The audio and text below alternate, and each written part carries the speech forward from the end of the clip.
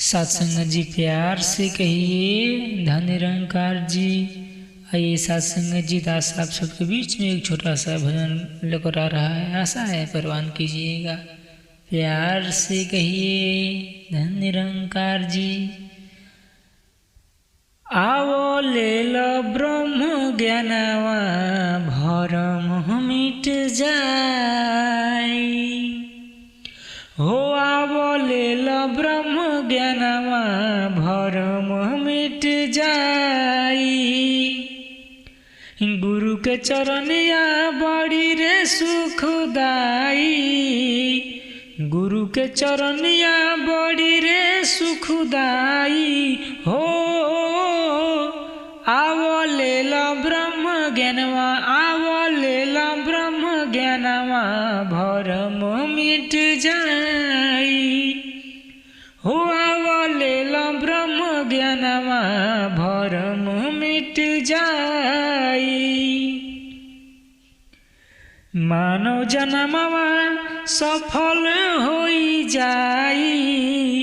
अंत समैया केहू ना संगे जाई।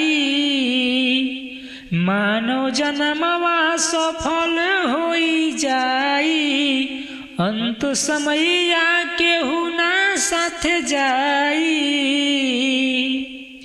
हो कि धल गुरु के चरनिया, धल गुरु के चरनिया नसीब खुल जाई।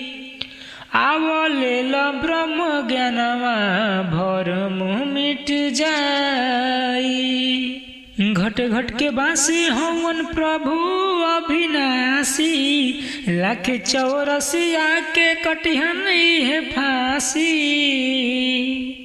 घट घट के बासी हवन प्रभु अविनाशी। लाख 84 के कटिहन है फांसी। हो कि पल में दी है ब्रह्म ज्ञानवा, पल में दी है ब्रह्म ज्ञानवा भरम मिट जाई। हो आवो ले लो ब्रह्म ज्ञानवा भरम मिट जाई। गुरु के कृपा से कबो दुखवा न होई। अजित अकेला रोहित लो सिरवा झुकाई। गुरु के कृपा से कबो दुखवा न आई।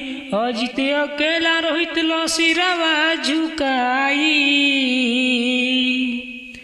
हो मन माया के नगरिया, मन माया के नगरिया मुड़ी मुड़ी जाए। आवो ले लो ब्रह्म ज्ञानवा भरम मिट जाई। हो आवो ले लो ब्रह्म ज्ञानवा भरम